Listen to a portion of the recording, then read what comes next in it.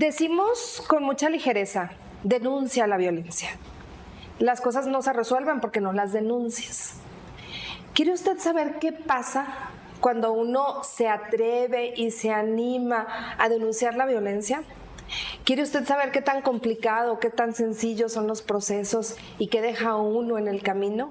En cada una de las dependencias, en cada uno de los oficios, en cada uno de los abogados, de los jueces, de las audiencias. Hoy lo vamos a descubrir, porque hoy tenemos una mujer en situación de búsqueda de justicia. Claudia, mil gracias por aceptar participar en Mujer en Situación de. Muchas gracias a ustedes, Sandra, a ti particularmente, que conoces mi historia desde que comenzó. Pues, ¿qué pasa cuando uno busca justicia? Luego enfrentas otro tipo de violencia, que muchas no conocen, pero muchas ya tenemos bien identificada, que es la violencia institucional. Que no es nada más la dilación de los procesos, sino muchas cosas a las que te enfrentas, como tú bien lo dices, ¿no? Desde omisiones, negligencia, revictimización por parte de la gente que debería estar de tu lado y que debería de facilitarte las cosas, porque ellos son los que deben de saber cómo, ¿no? Porque aparte hay una situación ya muy complicada, o sea, cruzar el quicio de la puerta para buscar ayuda en cualquier dependencia generó ya un proceso en ti muy complicado, muy largo, porque tienes que toparte con lo que dice en tu familia, con el que dirán, con cómo te vas a enfrentar a eso, etcétera. Entonces tú cruzas, o sea, tú ya traes un proceso en el momento en que cruzas la puerta de cualquier oficina gubernamental donde vas a poder pedir ayuda porque eres víctima de violencia. Sí, una de las primeras situaciones a las que te enfrentas y por las cuales muchas mujeres no quieren denunciar es precisamente porque pues te da más miedo, ¿no? Porque estás expuesta a represalias por parte de tus agresores, de sus familiares, que también pasa. Entonces es la primera duda que te entra, porque no nada más yo, también he platicado con otras personas y me dicen es que no va a pasar nada y lo único que haces pues es poner en alerta a tu agresor y pues le vas a dar tiempo de que te haga algo, ¿no? En caso de las que tienen amenazadas. Pero sí, ahorita por decir hay una situación también muy complicada. Decides tú exponer tu caso, primero con la justicia y después públicamente, y resulta que toda la agresión de la sociedad recae sobre las víctimas. Todo el juicio social recae sobre las víctimas. Las dudas, tanto en las dependencias gubernamentales como en las redes sociales, en la sociedad y en todos lados, recaen sobre las víctimas. Entonces, yo se los he dicho en su cara a los ministerios públicos. Aquí, quien se siente como un delincuente que tiene que probar su inocencia soy yo. Fíjate que así me he sentido, Sandra, te lo juro, todos estos años. Van a ser ya 4. Aquí yo quiero ser muy puntual en este tema. Tú denunciaste la violencia que vivías y tienes 4 años y todavía no puedes terminar tu proceso, todavía no puedes cerrar tu proceso. O sea, esto es a lo que realmente nos enfrentamos cuando denunciamos violencia. 4 años acudiendo a los juzgados, buscando abogados, buscando oficios,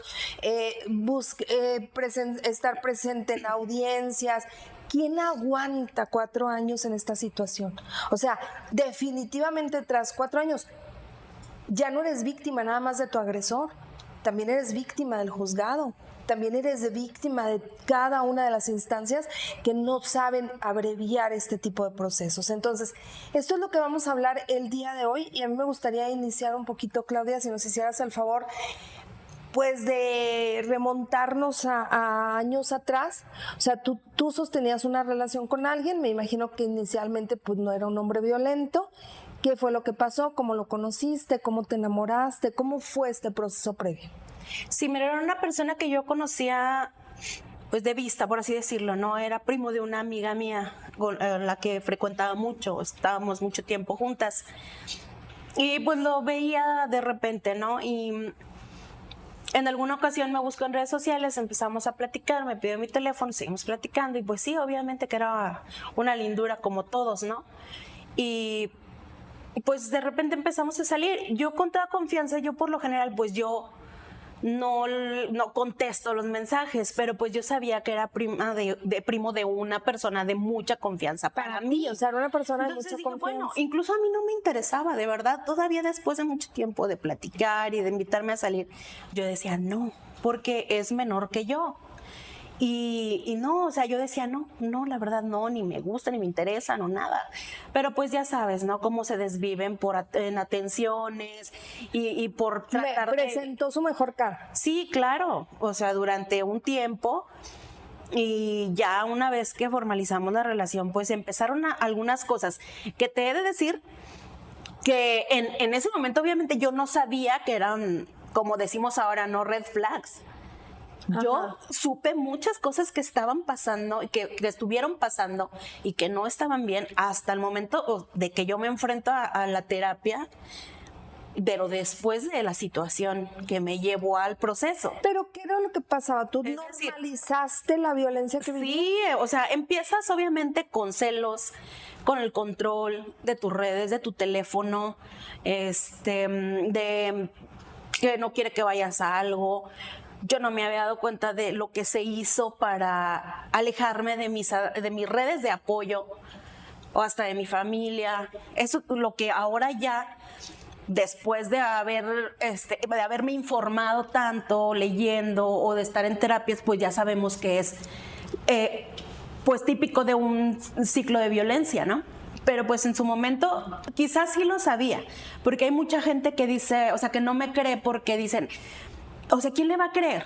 O sea, es una mujer preparada, soy periodista, es una mujer que siempre ha estado atendiendo ese tipo de casos como periodista. O sea, claro que sabe, sabe, Sandra, pero cuando tú lo vives, a veces hasta romantizas los celos, el control de que, ay, mira, si me quiere, está preocupado. Pero llegaba a un límite en que me causó ansiedad. Pero fíjate qué importante lo que dices. Ese control. Fíjate qué importante lo que aquí vas señalando, porque la violencia que vivimos las mujeres es lo más democrático que hay. La violencia que vivimos las mujeres la sufrimos como la canción de Pedrito Fernández, las gordas, las flacas, las chaparritas, las altas, en cualquier esfera social, con cualquier nivel de escolaridad, vives exactamente, o sea, lo mismo, eres proclive a vivir violencia. Entonces tú vivías un tipo de violencia que se disfrazaba de amor, que veías que le interesabas porque empezaba a preocuparse por qué tipo de cosas. ¿Qué cosas cambiaron en ti? Dónde estaba, si salía o no, hasta que llegara el punto de la ubicación y foto de dónde estás, a ver si es cierto, que no salgas con una amiga, que no con otra, bueno, ya ni con la prima. Entonces decía, ¿cuál es la desconfianza, no? Pero cosas así, o sea, el trabajo, y por qué no me contestas los mensajes si estás en línea, yo pues porque estoy en una entrevista y pues estoy usando el celular. Y hasta después de que estando conmigo era agarrar el celular para revisarlo todo, revisar los WhatsApps, meterse a los mensajes. Me enojaba, pero no podía decirle que no. ¿Por qué? No lo sé. Yo siento ahorita que en el fondo siempre me dio miedo, pero a lo mejor no, al principio no sentía miedo de que me fuera a golpear o algo como al final, pero sí miedo a que se enoje. Porque después empezó también pues la ley del hielo cuando se enojaba por algo. ¿Te dejaba de hablar? Sí, o de que así como él se enojaba porque yo no contestaba los mensajes, pero si él estaba enojado, yo escribía y todos se ponían visto de que lo estaba leyendo, pero no me respondía, me marcaba y no me respondía. Entonces, yo ya te digo, al final, ya cuando yo acudo con un profesional, me doy cuenta que esto es realmente una tortura emocional. Siendo novia de él, acudes a... ¿Cuánto tiempo? No, fue después, mucho después. ¿Cuánto tiempo duraste de novia de él? Pues realmente fue poco, no esperé tanto, fueron alrededor de 8 meses. Y digamos que a lo mejor después de unos 4 fue que empezaron a verse estas cosas y fueron escalando. Igual también otra cosa que yo no tenía en la mente, a lo mejor lo sabía, pero pues en ese momento no me daba cuenta, era jugando, los pellizcos, las mordidas, de repente en el trabajo me decían, ay, mira, ¿por qué traes moretones? Ay, me mordió el niño, a mi mejor amiga también, de que me mordió el niño, mi niño estaba chiquito, más chiquito en ese entonces. Y te decía que era jugando. Sí, jugando, a pesar de que eran cosas que yo le decía, hacía cosas que yo le decía que me molestaban, que no me gustaban, y lo hacía riéndose y que ¿Pero qué exageraba. era, como marcarte? Pues la verdad no sé, o sea, no sé si le gustaba verme sufrir, o sea, porque la verdad, y aparte de eso, o sea, soy muy... O sea, ¿te dolía? Sí, claro. O mordidas en los labios súper fuertes hasta haber habido sangre, que, o sea, que lo tomaba como juego, me explico, que muchas veces le dije, no me gusta, no quiero, y era como, ay, qué exagerado, o sea, es una broma, es jugando. Y tú llegas a pensar que eras exagerada, sí, y que estabas jugando. Sí, exacto. Igual con cosas que decía o con desconfianza de que de repente, pues tu instinto de mujer, no sé, que decía, no, a ver, es que esto está raro, a ver, ¿por qué de repente, si todo el fin de semana siempre estábamos juntos, por qué de repente ya los sábados no? Ya también después de terminar con él me di cuenta, porque a mí me buscó una mujer que me dijo que estaba junto con ella al mismo tiempo, ¿no? Pero, o sea, te das cuenta, a lo mejor es cierto que tenemos un poquito más de conocimiento y nos damos cuenta, y siempre he dicho que a veces nosotras mismas justificamos ese tipo de banderas rojas por alguna situación. Yo estoy consciente que a lo mejor estaba vulnerable, tenía ciertas necesidades emocionales, me sentía sola, no sé, o sea, tanto que acepté una relación con una persona que, como te digo, o sea, a mí ni me interesaba. Y ya nada más porque me dio atención y me trató bonito. Sí, probablemente las mujeres a veces, porque nos dicen que no debemos estar solas. Por ejemplo, ahorita todo el mundo, es que ya deberías de buscarte un novio. Y ahorita sí ya entiendo que yo no necesito, o sea, yo trabajo, estudio, tengo a mis hijos, los sostengo y no necesito, emocionalmente yo ya no necesito a alguien. Sí, que tengo amigas, tengo cosas que me hacen sentirme realizada. Esta idea de la media naranja, ¿no? Sí, o sea, pero yo en ese entonces tenía, y de hecho sí duré un tiempo así como aferrada, que yo no quería estar sola y que no quería estar sola, y luego pasan estas cosas, porque realmente no atiendes tus necesidades emocionales. Entonces, pues vas justificando todo este tipo de cosas con la necesidad de compañía y de recibir amor, que realmente pues no es amor. ¿Cómo atiendes tus necesidades emocionales? ¿Qué tendría una mujer que hacer para no sentir este vacío, esta necesidad de quiero tener una pareja? Yo lo hice, obviamente pues me atendí con profesionales, he estado en terapia, he estado incluso en tratamiento psiquiátrico, pero yo descubrí que lo esencial es que nunca perdamos de vista que primero somos nosotras. Primero somos nosotras, incluso que nuestros hijos, porque yo tengo a mis hijos, pero estuve súper mal un año. Estuve aislada un año, estuve en depresión, estuve tirada en una cama un año, y a mis hijos les afectó y ellos terminaron en terapia. O sea, tú necesitas estar bien para que la gente que esté a tu alrededor esté bien. Necesitas saber que tú eres prioridad y que tus necesidades son lo primero, es decir, necesitas realizarte. ¿Cómo le haces para ponerte en primer lugar cuando la sociedad te dice en todos los tonos y de todas las formas, tú vas al último? Porque eres mamá, primero son tus hijos, porque eres hija, tienes ya que ver por tu mamá, porque eres hermana y cómo están tus hermanos y tienes que preocuparte por ellos, y porque las mujeres damos servicio, entonces tienes que ver que este servicio sea el correcto. O sea, ¿cómo le hacemos para ponernos en primer lugar? Yo creo que desgraciadamente no entendemos hasta que vivimos este tipo de situaciones o hasta que ya estamos al límite. En mi caso así fue, porque yo también estaba así. Y pues hasta que me sucedió esto, o sea, yo primero mis terapias y primero todo lo demás que me recomienda mi psicóloga, primero mis tratamientos, primero mis rehabilitaciones, porque físicamente pues también quedé muy afectada. Y pues hasta que ya llevo 4 años en terapia, hasta que yo entendí muchas cosas, fue que yo pude ponerme como prioridad. Yo creo que, desgraciadamente, por lo que tú dices, muchas no lo entendemos hasta que vivimos situaciones muy difíciles, hasta que nos hartamos, hasta que decimos en qué momento voy a pensar en mí o en qué momento voy a dejar de pretender que todos estén bien menos yo. Desgraciadamente creo que hasta nos educan, ¿no? Para eso, hasta que tú ya no puedes más, entonces te buscas ayuda.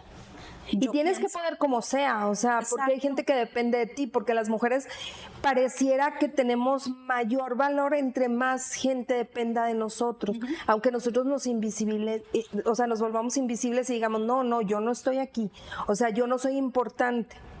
Sí, y fíjate que a raíz de eso, aunque siempre tuve un poco ese pensamiento, al menos con mis hijos, empecé también a tratar de cambiar un poco la manera en la que estoy criando a mis hijos porque tengo 2 varones.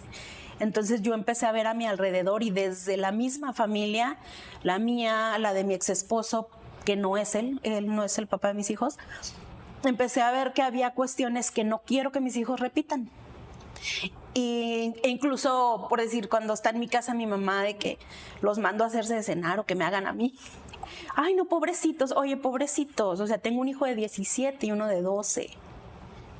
Claro, les has hecho cenar infinidad de veces y nadie dijo Ellos pobrecita. pueden perfectamente ya lavar su ropa, hacerse de cenar, hasta a mí cuando estoy enferma, porque no quiero repetir patrones que he visto en mi familia. Y lo peor que la mamá está enferma y no puede más y tiene que levantarse a hacer de comer. Yo a mis hijos les hablo directo, ellos saben lo que pasó, ellos saben lo que estoy haciendo, porque por más que mucha gente me dijo que lo ocultara, que pobrecitos, de todas maneras ya estaban afectados, pero tienen que saber que todo lo que hacen tiene consecuencias. Pero aparte, o sea, lo que estás haciendo, lo peor que estás haciendo por tus hijos es hacerlos adultos funcionales. Exacto. Y parece que es terrible hacer adultos funcionales, ¿no? Sí, y de alguna manera tenemos que empezar a cambiar la mentalidad de los hombres del futuro. Tenemos que empezar a enseñarles cómo tratar no nada más a las mujeres. Si tú les enseñas que el respeto es universal y que cada persona debe de ser funcional, las cosas pues cambian, ¿no? Simplemente un niño que tiene empatía con los animales y que no sería capaz de hacerle daño, pues muchísimo menos va a ser capaz de hacerle daño a una mujer. Uh-huh. ¿Eres su novia? Sí.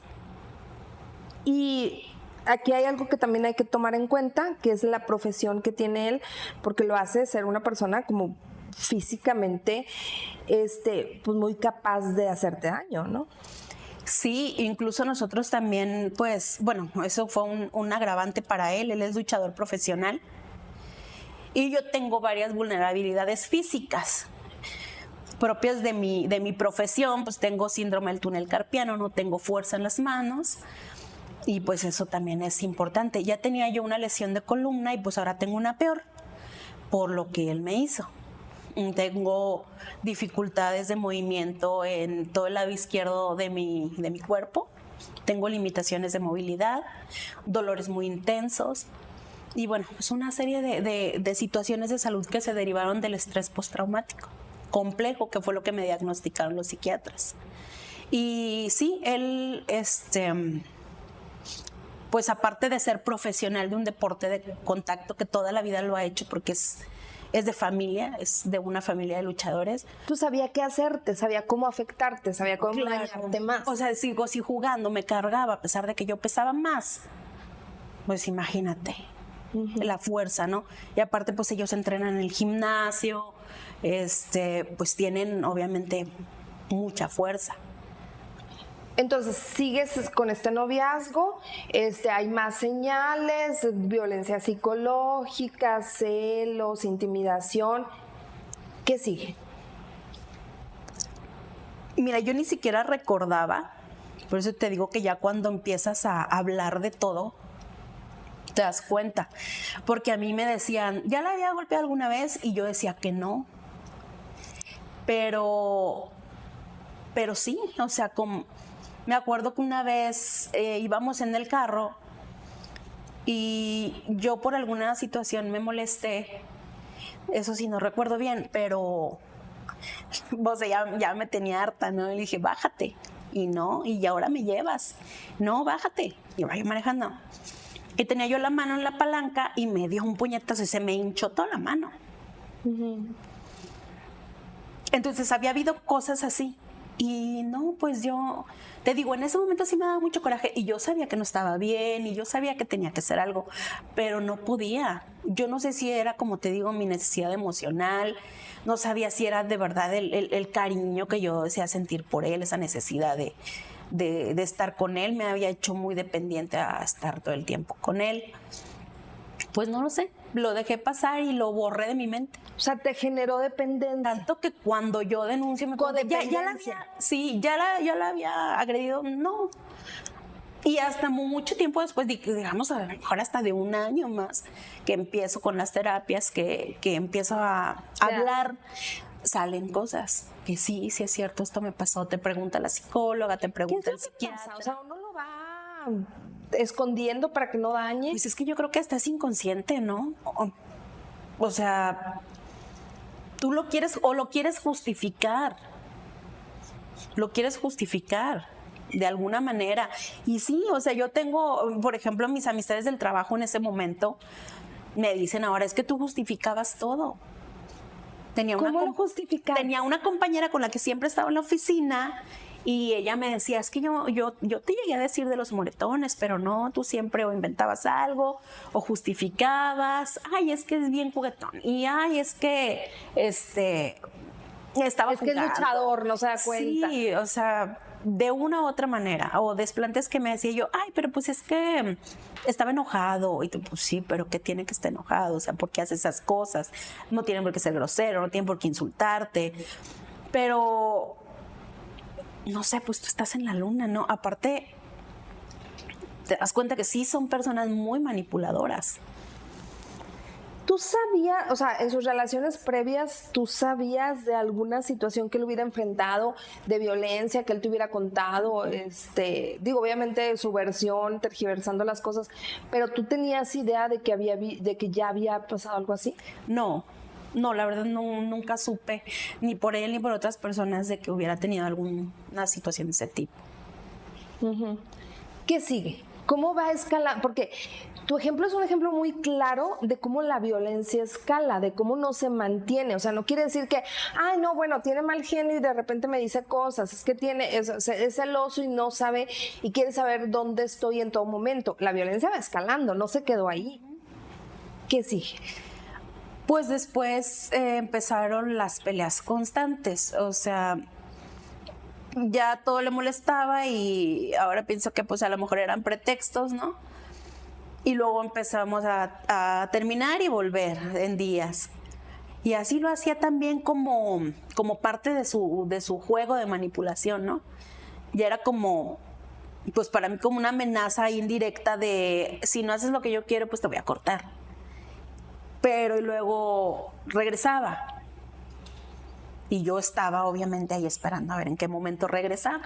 ¿Eras feliz en ese momento? No.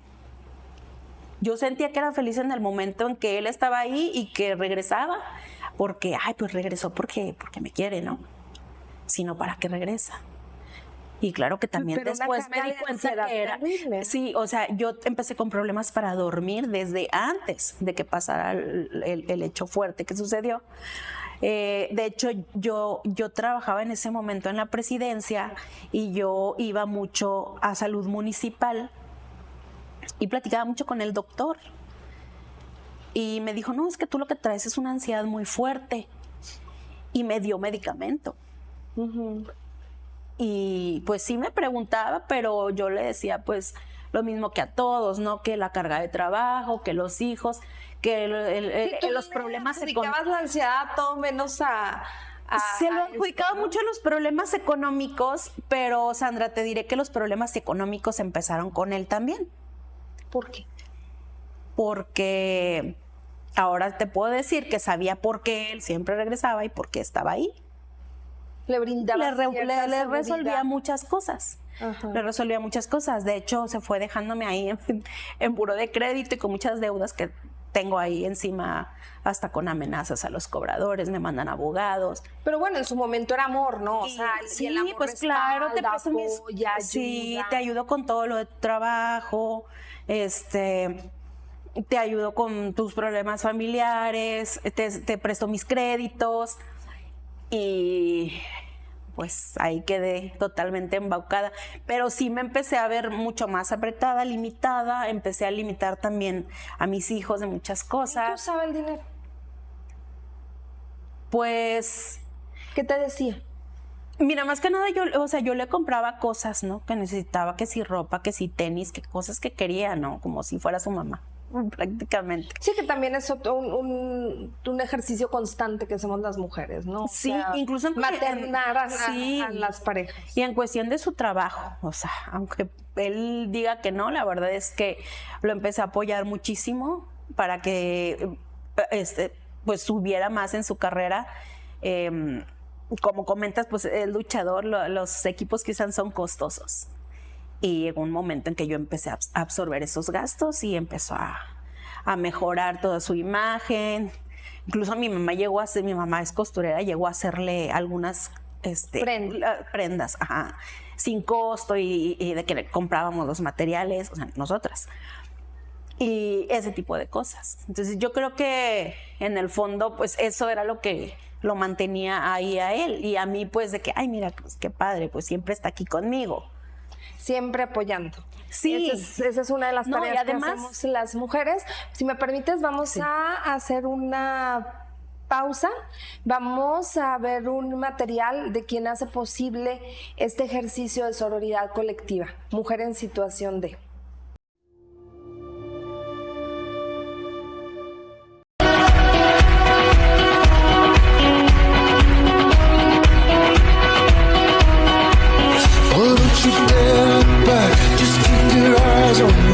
I said you're holding out. She said shut up and dance with me.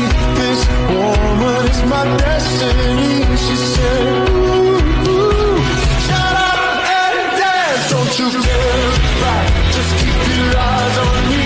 I said you're holding back. She said shut up and dance with me.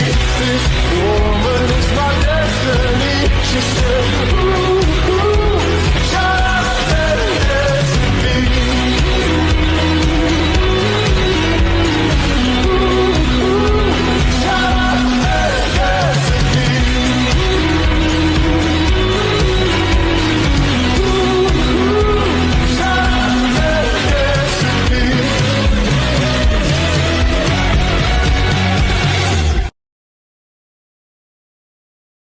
Tres mujeres desaparecidas en Ciudad Juárez. Años de silencio, años de negligencia, hasta que llegó un argumento jurídico imposible de ignorar. El caso Campo Algodonero versus México cambió la historia legal del país. Durante años los abogados hicieron todo lo que la ley permitía, pero nada movía el sistema, hasta que especialistas con información doctoral reinterpretaron el caso del derecho internacional y los derechos humanos. No fue suerte, no fue política, fue metodología jurídica, investigación avanzada. Y gracias a ese nivel de análisis, la Corte Interamericana declaró responsable al Estado mexicano. Eso es el verdadero poder de un doctorado en Derecho. No solo litigar, sino transformar cómo se entiende la justicia. Con este nivel académico, puedes crear argumentos que cambian sentencias, no solo demandas, interpretar leyes desde marcos internacionales complejos, diseñar estrategias jurídicas para instituciones, gobiernos y organizaciones, convertirte en un consultor de organismos como ONU, Corte IDH, CIDH o BID, liderar áreas legales con enfoque técnico y metodológico, investigar y fundamentar reformas reales. Si quieres dejar litigar desde abajo y empezar a construir justicia desde arriba, escribe Impacto Legal y te enviamos toda la información.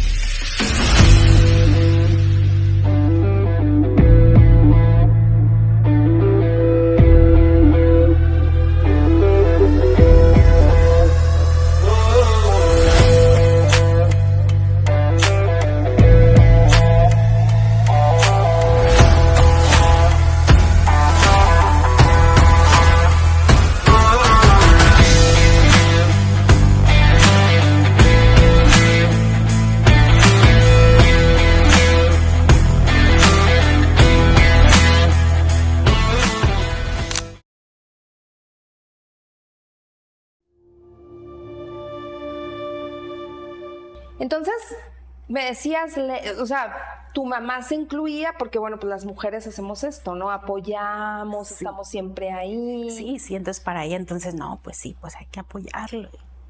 También, o sea, regalando Un su día va a ser trabajo y todo. famosísimo, sí. Y va a retribuir todo lo que estamos haciendo por él. Sí. ¿Cuál fue este episodio que te cambió la vida? Mira, como te comentaba, empezamos con la dinámica esta de me enojo, te termino. Y luego regreso con la cola entre las patas y luego otra vez pasa otra cosa y ya me fui y ya me desaparecí una semana o 2. Y así empezamos. Y pues para no hacerlo muy largo, después de varias situaciones así que surgieron, en uno de esos momentos en que nos habíamos reconciliado, ¿En qué regreso? sí. Bueno, ya había empezado, antes que nada te voy a platicar esto, en esos lapsos, o sea, se supone que me terminaba y ya no me quería ver, me seguía mandando mensajes, pero ya empezaba a insultar, a denostar, a hacerme comentarios muy hirientes. Y yo, pues entonces, ¿para qué me hablas, no? O sea, entonces ya empezó a meterse en la situación de criticar mi aspecto, mi físico.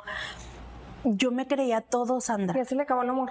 O sea, en esos momentos, luego regresaba, o sea, con todo lo contrario. Y yo feliz. Pero en esos momentos era, yo no sé cómo pude andar contigo, me da vergüenza, estás horrible, estás bien gorda, estás bien vieja. Que esta es una de las Y cosas... no estaba gorda. Pero esa es una de las cosas típicas de las situaciones de violencia, los ciclos de violencia. Tú no sabes con quién te vas a enfrentar. Y yo me creía todo, Pero tú no sabes si es el hombre Me creía adorable que todo. te conquistó, el que te dice que estás hermosa, preciosa, chula, o si es este hombre que te está acabando con tu autoestima, que te dice cosas horribles, porque no son predecibles. O sea, un hombre violento no es predecible. Sí, y por decir, a meterse hasta con mi carrera de que es que si te crees mucho y siempre has querido menospreciar a todo el mundo porque te crees muy fregona, que porque eres esto, que porque... Digo, pues yo nada más trabajo desde los 19 años en los medios de comunicación, la gente me conoce, que me creía mucho, que en todos lados me saludaban. Digo, bueno, mi trabajo es con gente, es en la calle. Incluso, pues yo fui imagen de varias televisoras durante muchos años y se burlaba de esas cosas. Y que, ay, sí, seguramente. Y yo, pues bueno, pues hay mucha gente que en la calle todavía me recuerda y me saluda. Sí, pero ya nadie se acuerda de ti, ya no eres nadie. O sea, en todo momento Dices que o te sientes muy fregona, pero no vales madre. Y yo me creía todo. Me creí todo eso, me creí que estaba horrible, me creía que era una vergüenza, y cada vez dependías que era más una de él, molestia. y dependías más de él. Sí, porque ¿quién me iba a pelar con hijos? O sea, una mujer con hijos ya para qué sirve, ¿no? Luego empezó con esas cosas y yo, pues no se supone que querías a mis hijos. Ay, no, o sea, los adoras, ¿no? Y luego empezó con esas cosas y así fueron escalando hasta que ya eran insultos y yo, bueno, pues si ya no andamos, ¿por qué me buscas? Pues ¿Por porque qué no tenía sigues? nada que ¿Por qué hacer, estaba sigues? aburrido. Así, cosas así. De hecho, ya estoy con otra persona, pero la estoy esperando y estoy aburrido y la voy a molestar. Tú te hablabas cosas para así, molestarte. sí. Pero me decía cosas muy hirientes. Y pues a mí me destruían. Y luego, Y luego regresamos una última vez. Y incluso me ponía a pruebas, te voy a comentar. A mí una cosa que me gusta mucho es ir a conciertos. Entonces un día fui a uno y como que hasta esperó a que empezara. en ese momento no eran pareja. No, pero pues yo estaba esperando a ver en qué momento volvía a hacer lo mismo, claro, ¿no? De regresar. Pues lo hizo en ese momento, pero si vienes ahorita, si no, no. ¿Cómo? Pues me salí de un concierto, de un grupo que me gusta muchísimo y que yo estaba en ese momento ahí, tenía poco que había empezado. Él sabía. Y ahí se reconciliaron. Sí. Bueno, supuestamente. Porque después, al siguiente día, se puso otra vez igual y dijo que no, que nada más era para demostrarme que él tenía el control, que yo iba a hacer lo que quisiera. No, eso es un enfermo. Que porque ya sabía que aun cuando yo estaba en un lugar que me gustaba mucho, Ibas en a un salir evento, iba a salir corriendo. Y otra vez me empezó a tratar igual. Días después volvimos a regresar. Por una última vez. Sí, ahí sí ya fue la última vez. ¿Y qué pasó? Pero como que ya no sé cómo para qué quería regresar, a lo mejor por esta necesidad de sentir lo que él mismo dijo, que tenía el control. Y yo estaba justamente en una fiesta con mis niños, o sea, una fiesta familiar, con familia de él, con mis hijos. Y me hace que vaya por él al trabajo. Entonces les encargo a mis hijos, ahí los dejo. Y les encargo que se los llevaran. Entonces voy por él al trabajo y me dice que lo lleve a casa de su abuela en Torreón, que él es de aquí de Gómez, de allá de Gómez, estamos en Torreón. Y bueno, lo dejo porque tenía lucha en Gómez en la noche. Lo dejo y me voy a mi casa. Y me voy y me empieza a mandar mensajes.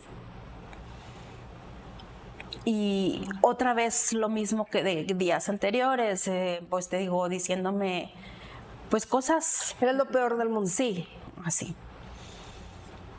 Y yo pues diciendo que creía que estábamos bien y que ya me empezó a decir, pues es que sí, trato de estar bien, pero es que la neta contigo como que no, o sea que, pues ¿qué puedo esperar? O sea, de una mujer con hijos, o sea, como que ya a mí no me sirve, así, cosas así.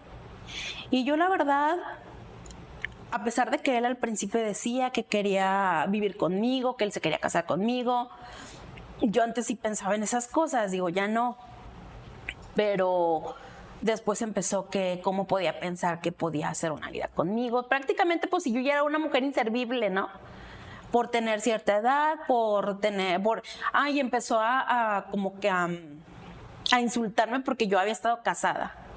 O sea, tener un pasado, haya sido como haya sido, ahora resulta que es lo peor, ¿no? O sea, ya no vales Sí, no, como mujer, como si él no ya no eres hubiera nadie, exacto. Uh-huh.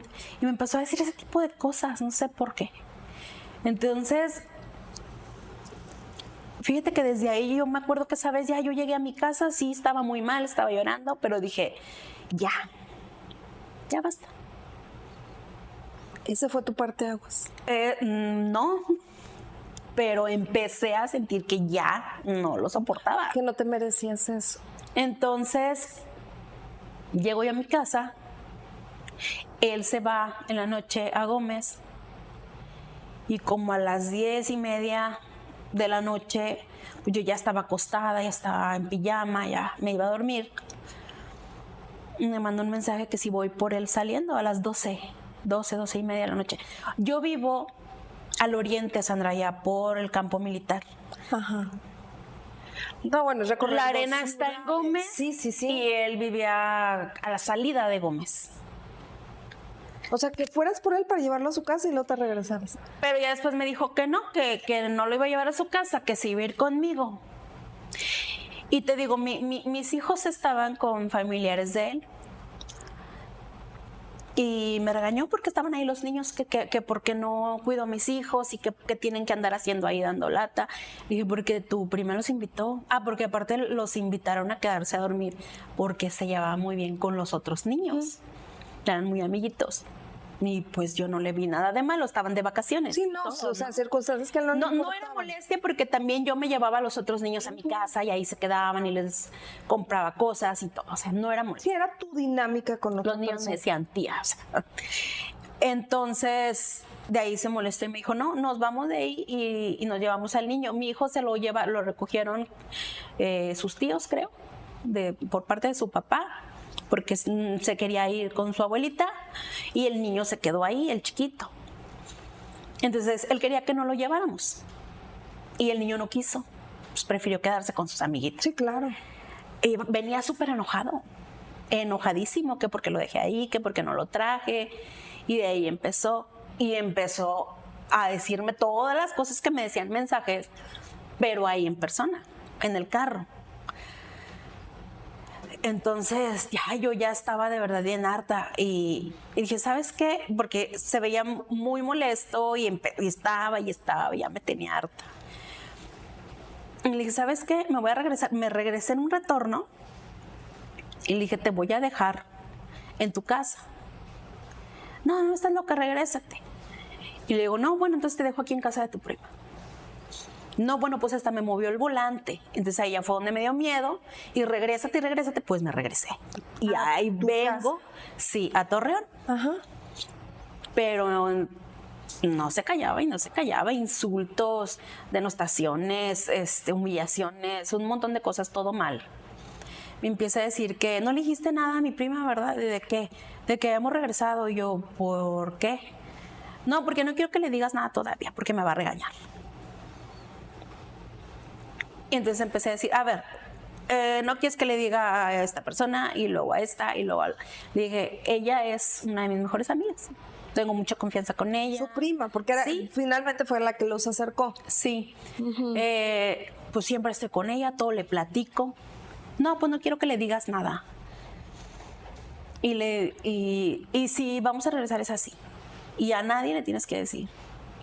Entonces eso fue lo que no me gustó. Y dije, ahora resulta, o sea, que voy a esconderme. ¿Cómo por qué? Y empezamos a discutir. Nos fuimos todo el camino discutiendo. Entrando a... Es por ahí por la amistad, ¿no? Por ahí me metí. Sí. Entonces ya de tanto que tantas cosas así tan hirientes, tan humillantes que me estaba diciendo, yo sentía que iba a entrar en crisis. Entonces yo misma hice a un lado el carro, me estacioné en un lugar que ni se puede estacionar, diría su abogado, para tratar de defenderse, pero ahí me estacioné porque no me voy a poner a ver Sí, claro, si hay cámaras, claro, por si hay supuesto. testigos o si se puede estacionar o no. Yo nada más hice el carro a un lado y me paré, dije, ya no puedo manejar. Entré en crisis, empecé a llorar y cuando me agaché me agarro la cara para llorar, para soltar todo lo que no podía decir. Me levanta la cara del cabello y me empieza a dar así, o sea, a estrujar del cabello. Me empieza a decir groserías, que qué hago ahí mis numeritos, que le dé, que por qué me paro, y me empieza a golpear. Me empieza a dar manotazos, me abre en la cara, me empieza a sangrar, me empezó a apretar las piernas, los brazos, te digo, el cabello como unas 2 o 3 veces. Entonces, pues ya me dio miedo y encendí el carro y pues me voy, ¿no? Ahí voy yo temblando y despacito y todavía me tardé un buen rato en llegar a la casa. Entonces llego a la casa y digo, ya, por favor, ya. O sea, Llegas a tu casa con tu agresor. llego y digo, ya lo único que quiero es dormirme, que se duerma, mañana ya será otro día, ¿no? Y vuelve a empezar. Que si esto y que tú no vales madre, que esto y que el otro. Y cosa tras cosa, tras cosa, tras cosa. Y yo llorando. Pero él le enojaba. Se encendía, Sandra, o sea, se ponía como loco porque yo lloraba. Digo, antes sí que no te estoy contestando porque no puedo. No podía contestar, no podía hacer otra cosa más que llorar. Podía ni respirar. Entonces me fui a la cocina, tomé agua y seguí hablando y dije, ok, está bien. Y me doy la vuelta y me voy a la escalera y me subo. Con esa intención de ya nos dormimos y ya se acabó. Por lo mismo, yo me voy a otro cuarto. Así, bueno, para dejarlo, ¿verdad? No fastidiarlo, que ya duerma tranquilo. Se enoja. va por mí al cuarto, que qué hago ahí, que ridícula, que por qué chingados me enojo, No, y que no. vente para acá, ahí voy a mi cuarto. Voy y me vuelve a agarrar a golpes. El cabello, puñetazos, porque no paraba de llorar. Entonces ya, pues ya me acuesto y digo, a ver, ya, cálmate. Yo respiraba, le di la espalda, me volteé para el otro lado con la intención de ya, ahora sí, ya por fin. Yo lo único que pensaba Paz, es, necesitabas vamos a un dormirnos, momento de ya, paz, sí. vamos a dormirnos para que ya se pase, ya se le pase el coraje. Entonces, pues yo estoy volteada, respirando para ya no llorar, porque era lo que le daba coraje, que yo llorara. Estaba aguantándome. Y total, pues me calmé un poco y dije, ya a dormir. Y en eso me agarré el brazo y me voltea. Y me dice que le dé un beso. Y que lo abrace. Y me empieza a abrazar. Y dije, no quiero.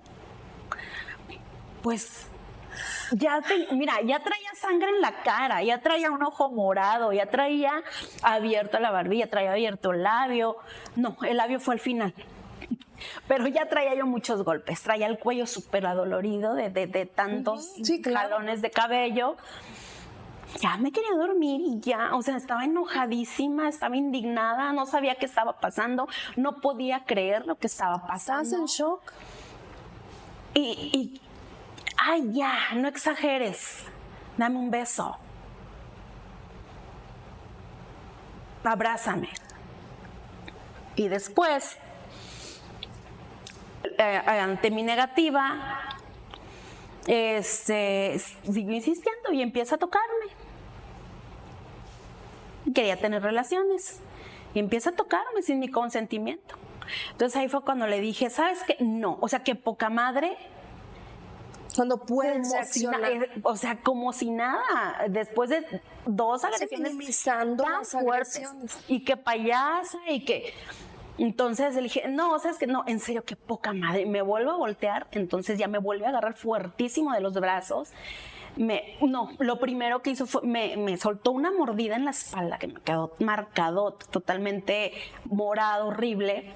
Me muerde en la espalda porque me volví a voltear y luego me agarra del pecho y me voltea. O sea, en vez del brazo, así apretadote, y me jala el pecho y me voltea. Y me vuelve a golpear con la mano, con el puño en la cara. Entonces ya tengo un golpe aquí, todo hinchado y el labio abierto. Entonces, pues ya tenía yo mucho miedo ahí, Sandra.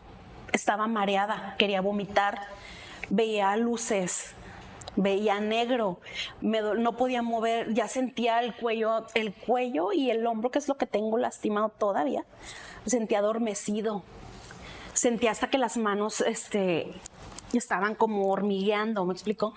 No podía y sabía que no iba a tener fuerza para defenderme porque, como te digo, tengo un problema físico y además las manos las sentía dormidas, no las podía ni mover porque sentía todo el adormecimiento desde el cuello hasta acá abajo.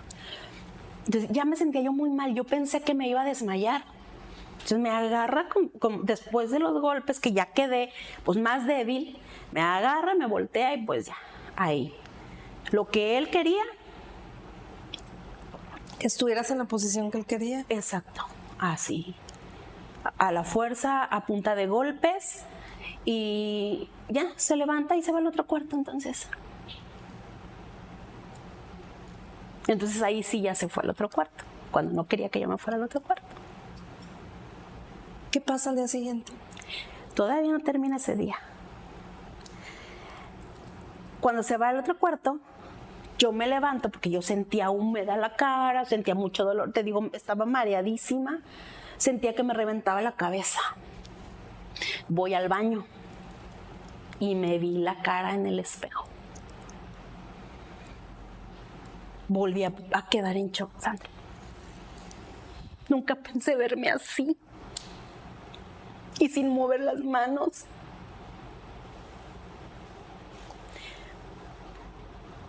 Nunca hubiera pensado estar así. Y como me tardé, porque la verdad no sabía qué hacer, fue y se asomó al baño. Cuando él me vio, puso una cara también. Pues no me había visto. Estaba todo apagado. Cuando me ve con la luz prendida también se choqueó. Me dice, llévame a mi casa. ¿Cómo? Iban a ser las 4 de la mañana. No, ya mañana. Y ahorita yo no puedo, me siento muy mal. Llévame a mi casa. Ya.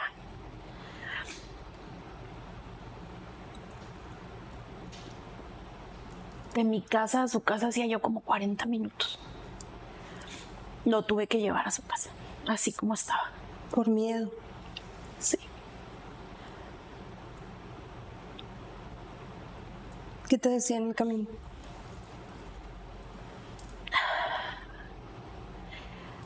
Lo típico, ¿no?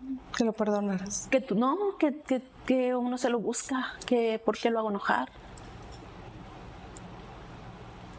Que por qué lo hacía enojar. Que si no lo hiciera enojar no habría pasado nada. Es que no entiendes nunca. Que te digo que te calles y no te callas. Cuando lo dejaste, ¿dónde te fuiste?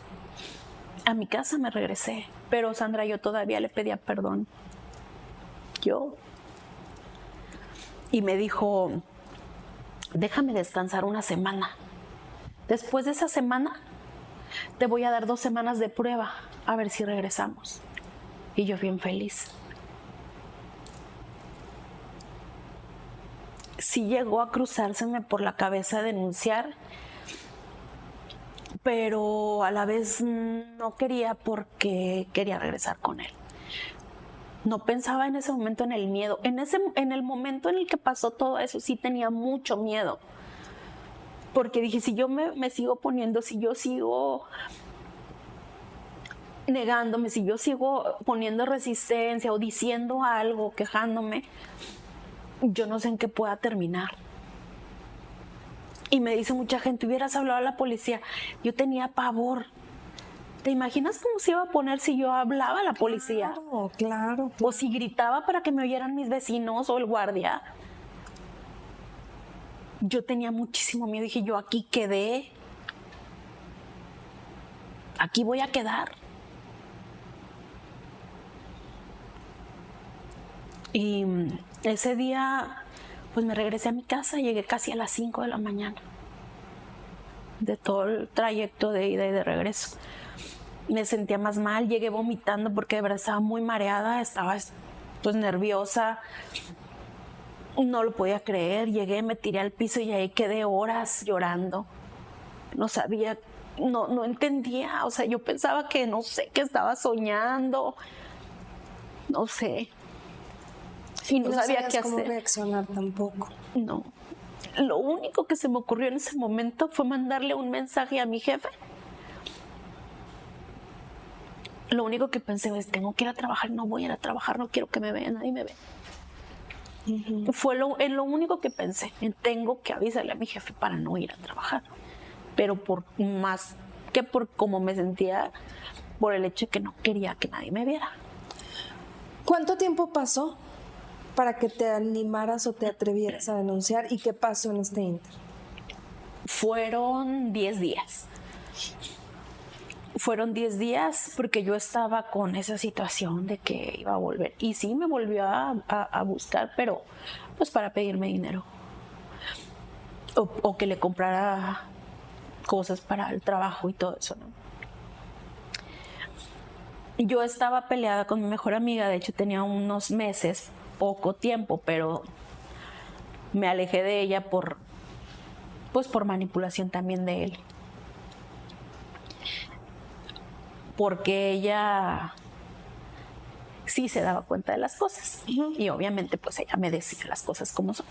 Y a mí no me gustó. Y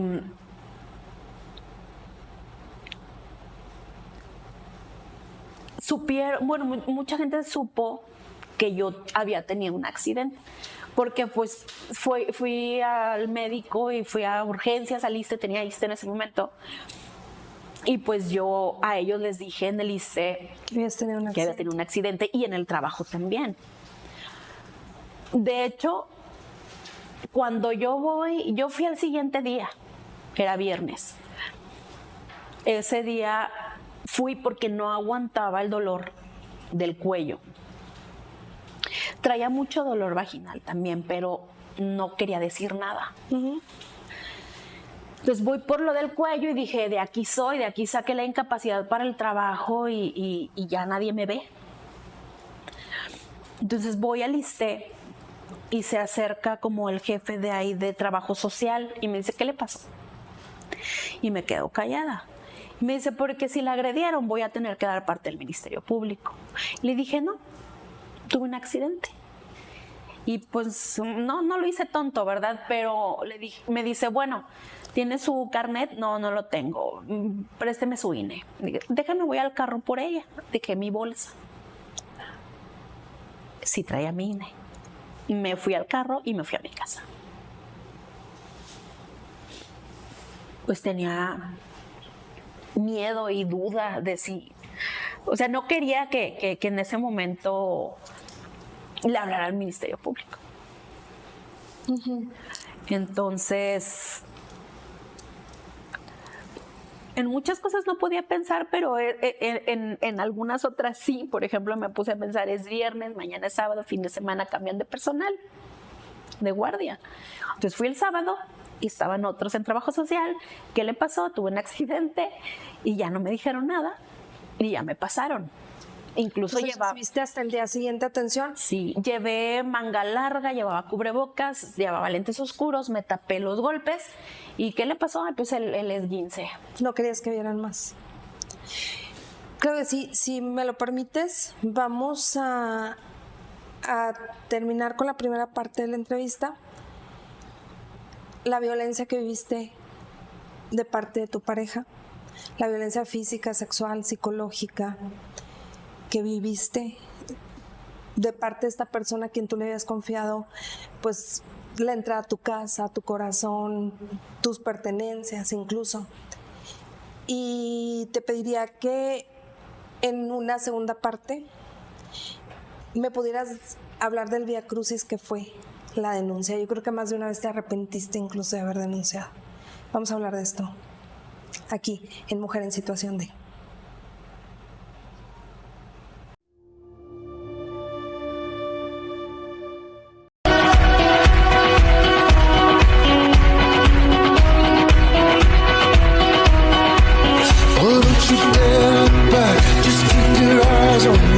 I said you're holding out. She said shut up and dance with me. This woman is my destiny. She said ooh, ooh. Shut up and dance. Don't you dare fight. Just keep your eyes on me. I said you're holding back. She said shut up and dance with me. This woman is my destiny. She said ooh, ooh. Shut up and dance with me.